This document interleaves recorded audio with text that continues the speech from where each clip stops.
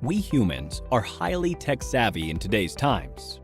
With the extensive use of the internet and modern technologies, there is a massive challenge in protecting all our digital data, such as net banking information, account credentials, and medical reports, to name a few. Have you heard about the deadly WannaCry ransomware attack? The attack happened in May 2017 in Asia, and then it spread across the world. Within a day, more than 230,000 computers were infected across 150 countries. The WannaCry cryptoworm encrypted the data and locked the users out of their systems. For decryption of the data, the users were asked for a ransom of $300 to $600 in Bitcoin. The users who used the unsupported version of Microsoft Windows and those who hadn't installed the security update of April 2017 were targeted in this attack. The WannaCry attack took a toll on every sector. Top-tier organizations like Hitachi, Nissan, and FedEx had to put their businesses on hold as their systems were affected too. Now, this is what you call a cyber attack. To prevent such attacks, cybersecurity is implemented. We can define cybersecurity as the practice of protecting networks, programs, computer systems, and their components from unauthorized digital attacks. These illegal attacks are often referred to as hacking. Hacking refers to exploiting weaknesses in a computer network to obtain unauthorized access to information. A hacker is a person who tries to hack into computer systems. This is a misconception that hacking is always wrong. There are hackers who work with different motives. Let's have a look at 3 different types of hackers. Black hat hackers are individuals who illegally hack into a system for monetary gain. On the contrary, we have white hat hackers who exploit the vulnerabilities in a system by hacking into it with permission in order to defend the organization. This form of hacking is absolutely legal and ethical. Hence, they are also often referred to as ethical hackers. In addition to these hackers, we also have the gray hat hackers. As the name suggests, the color gray is a blend of both white and black. These hackers discover vulnerabilities in a system and report it to the system's owner, which is a good act. But they do this without seeking the owner's approval. Sometimes gray hat hackers also ask for money in return for the spotted vulnerabilities.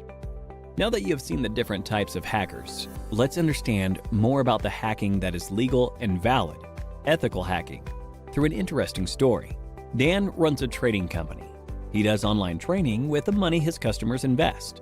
Everything was going well, and Dan's business was booming, until a hacker decided to hack the company's servers. The hacker stole the credentials of various trading accounts. He asked for a lump sum ransom in exchange for the stolen credentials. Dan took the hacker's words lightly and didn't pay the hacker. As a result, the hacker withdrew money from various customers' accounts, and Dan was liable to pay back the customers. Dan lost a lot of money and also the trust of his customers. After this incident, Dan gave a lot of thought as to what could have gone wrong with the security infrastructure in his company. He wished there was someone from his company who could have run a test attack to see how vulnerable his systems were before the hacker penetrated into the network.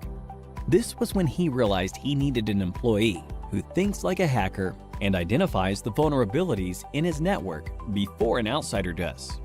To do this job, he hired an ethical hacker, John.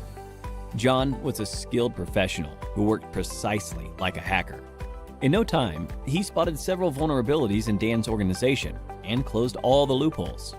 Hiring an ethical hacker helped Dan protect his customers from further attacks in the future. This, in turn, increased the company's productivity and guarded the company's reputation. So, now you know hacking is not always bad. John, in this scenario, exposed the vulnerabilities in the existing network, and such hacking is known as ethical hacking. Ethical hacking is distributed into 6 different phases. Let us look at these phases step by step with respect to how John, our ethical hacker, will act. Before launching an attack, the first step John takes is to gather all the necessary information about the organization's system that he intends to attack. This step is called reconnaissance. He uses tools like Nmap and Hping for this purpose. John then tries to spot the vulnerabilities, if any, in the target system using tools like Nmap and Nexpose. This is the scanning phase. Now that he has located the vulnerabilities, he then tries to exploit them. This step is known as gaining access. After John makes his way through the organization's networks, he tries to maintain his access for future attacks by installing backdoors in the target system. The Metasploit tool helps him with this. This phase is called maintaining access. John is a brilliant hacker. Hence, he tries his best not to leave any evidence of his attack. This is the fifth phase, clearing tracks.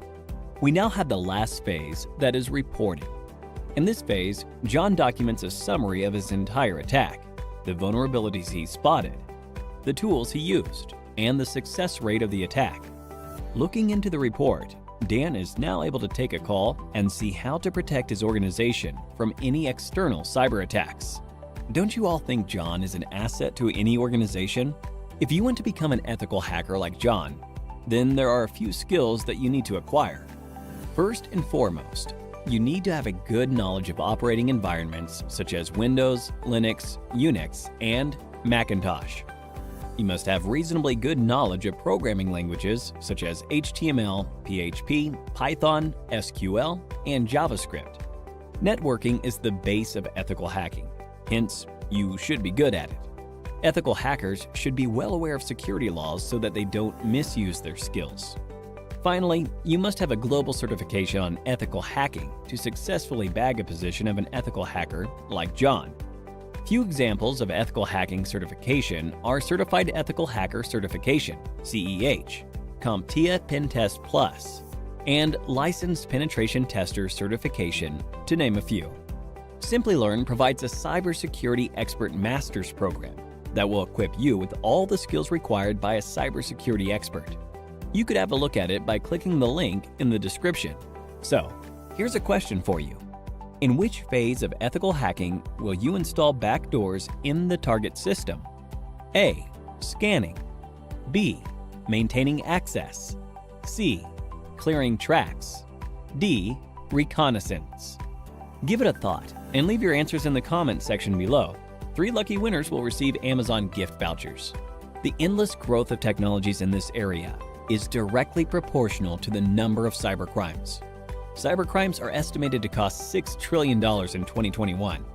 Hence, to tackle these cybercrimes, organizations are continuously on the lookout for cybersecurity professionals. The average annual salary of a certified ethical hacker is $91,000 in the US and approximately rupees 7 lakhs in India. So, what are you waiting for? Get certified and become an ethical hacker like John and put an end to the cyber attacks in the world. We hope you found this informative and helpful. If you enjoyed this video, please like and share it. And don't forget to subscribe to the Simplilearn channel. Thank you for watching, and stay tuned for more from Simplilearn.